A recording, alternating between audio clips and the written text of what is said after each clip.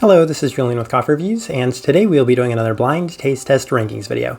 Now, the way that these work, for anybody that has not seen one of our previous blind taste test rankings videos, is we have 7 cups of coffee over here, and we have 7 bags of coffee over here. We're trying to identify which of these cups is which of these bags based off of taste alone, and we're going to be ranking them in order of our least favorite to our most favorite.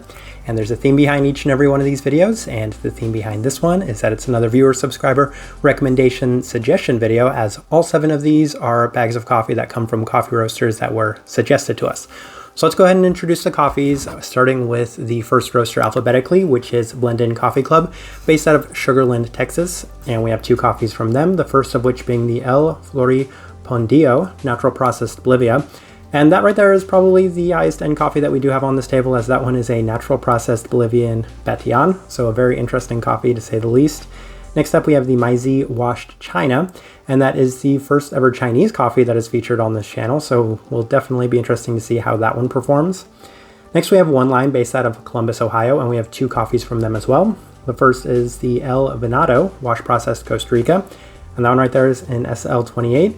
So I'm fully expecting that one to have some Kenyan-like characteristics. We'll see on that. And then the Lugmapata Wash Processed Ecuador. So yeah, keep going. Next we have Rogue Wave, which is based out of Edmonton, Alberta, and we have 3 coffees from them. The first of which is the Finca Carmen, a wash processed Panama. And I've been wanting to include more Panamanian coffees on this channel, as we have a lot of Panamanian reviews, but they're almost all Gesha coffees. So I wanted to try some other varieties, as I think Panama does really well with all varieties of coffee. Next up, the Isaias Fernandez, which is a honey processed Honduras, and that's the one coffee that I didn't pick out myself, as I sent a message to Rogue Wave when I added a sample pack and I told them to throw whatever in there, and the coffee they opted to put in there was the Isaias Fernandez. So we'll see how that one does. And then last is the Jasper CM Lot 142, which is a carbonic maceration natural processed Kenya. And I feel like that one's probably going to be the easiest to pick out, as it had the most distinct aroma when brewing these coffees. Probably the most dominant characteristics of these coffees. All right, let's go ahead and move the bags out of the way so we can start shuffling some coffees. And as always, none of these cups are labeled anywhere except for on the bottom. We just like to shuffle them around for good measure.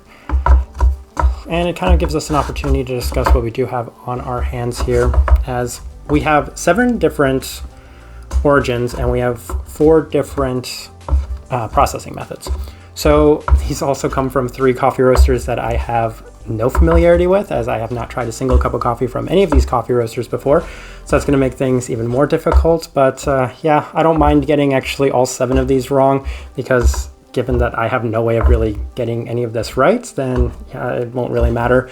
But with that being said, I'm pretty positive I'll at the very least get the Kenyan coffee right, as that one had a very strong sort of flavor profile to it. And that's the beauty of a blind taste test, is you never really know what to expect, and it takes the bias out. So we'll start with this one right here, cup number 1.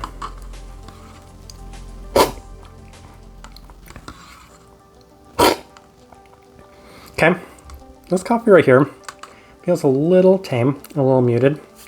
Not entirely sure what that one could be. It's probably going to be one of the wash processed coffees. Not the best first impression, but I think I'll leave it right there for right now. It's fine. Nothing special in one specific direction. Cup number 2.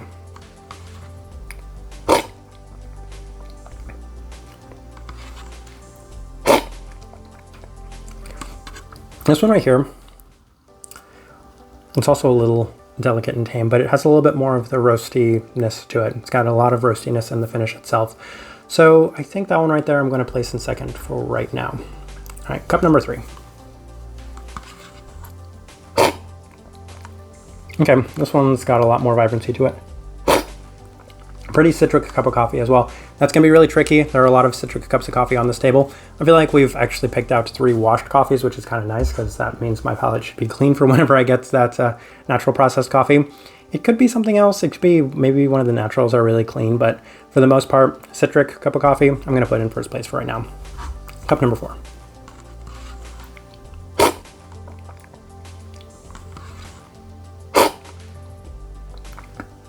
right, this one right here, it's got an interesting sort of funkiness to it. I don't know if it's one of the natural processed coffees. I know it's not the Kenyan coffee, but that being said, it did leave a kind of slight bit of a fermenty taste to it. So not entirely positive what that one could be, but I'm going to place it in 4th for right now. Cup number 5.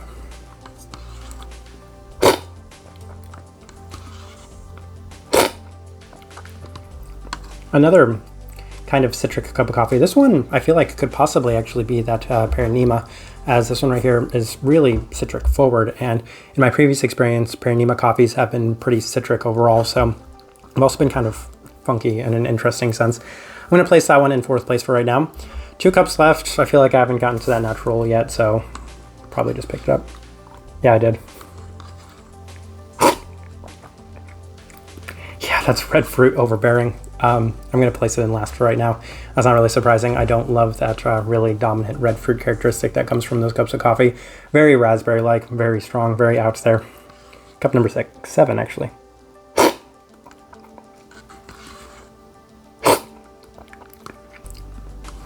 Also kind of muted. You know, we have a lot of muted coffees in here. Maybe it probably is a little too early to be consuming some of them, but I'm going to move this one, even if it is a little muted. Let's have some citric components to it. That's the problem. A lot of these coffees are pretty citric cups of coffee to begin with, so I made it even more difficult on myself. As always, I didn't really look at the flavor notes beforehand, but obviously I have an idea of what the flavors were considering I purchased these coffees to begin with. So, all right. I'm 100% positive on that last one, but let's see if it possibly moves up. This is an initial ranking.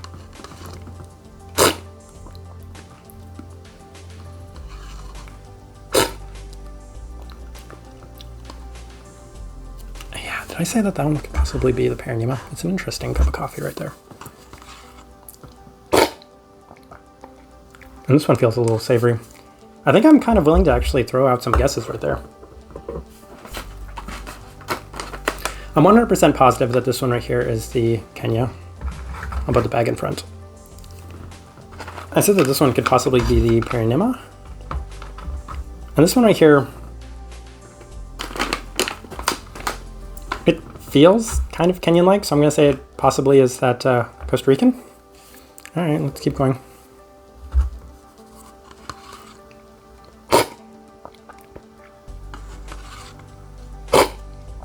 This one right here, it's got some stone fruits to it, and it's quite nice too. I'm going to move that one up.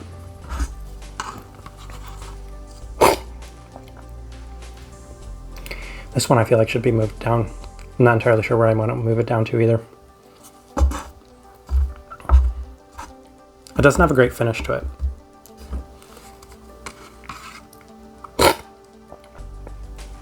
This one's really sweet. Almost desserty to a sense. That could indicate it's possibly the Batian.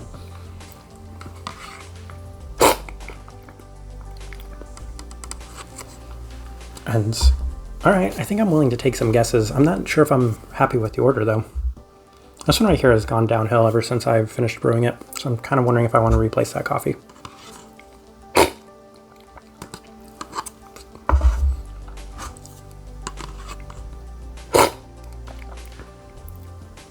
Yeah, this coffee's really out there. All right, I'm going to move this coffee all the way down. It's just lacking something in there. So that means I'm going to keep these guesses the same, but I'm going to guess that that's possibly the Chinese coffee. And as a result, we have these 3 left. I was actually confident on my guesses. So I said that this one is the Panama. It just feels really clean. This one I think is the Ecuador. And I said that this one was the sweetest, and it doesn't come off as natural. So if that's the case, then it's a very clean natural. So if that one is the Bolivian coffee, and given that it is a natural, then that's a really clean natural coffee. All right, let's see how we did. Starting with this one, I'm 100% positive on this one. This one should say RK for Rogue Wave Kenya. Yeah, I was positive from the start on that. I don't really know what to say. Overbearing red fruits. I've been saying that for a very long time, that's one of my least favorite things in coffees. So not really surprising. Not surprising I finished in that spot. We'll see how that coffee turns out. The next one I said was the Chinese coffee, and that one initially started out a little tame, and then as it kind of cooled off, it didn't settle particularly well. So I'm going to say the BC for BlendIn China, and it is. My logic and reasoning behind this is I feel like since Chinese coffee is kind of newer to the modern coffee world, it's not quite as good as a lot of the other coffees, just kind of in terms of quality. So I think that's what I was able to pick up from it, and that's a lot of my reasoning for it. All right, here's where things are going to get a lot more tricky. This one right here I said was the Panama, so it should say RH for Rogue Wave Honduras. And it is. And what gave that one away was, as mentioned, it has a very citric taste to it. I think the most citric abundant of all those coffees, and Panama in my previous experiences have all been kind of that really citric way, kind of like an unripened pineapple is the way a lot of people describe it. But I think this one was a little bit more lime forward. Regardless, not necessarily my favorite. And this one right here I said was the One Line Costa Rica. This will test out my theory to see if SL28s actually do taste like Kenyan coffees. It's One Line Costa Rica, yes, awesome. I just wanted to make sure I got that one right, but yes, that's perfect. Okay, so my logic behind that one, as mentioned, SL28 tends to be kind of Kenyan-like cups of coffee. You know what, I got 4 of them correct. If I get the last 3 wrong, then I don't mind because I'm not overly confident on the last 3, but let's see how we did. This one right here I said was the Rogue Wave Panama, RP. Oh, I got this one wrong. There we go. So this right here is the BlendIn Bolivia. Let me try this again.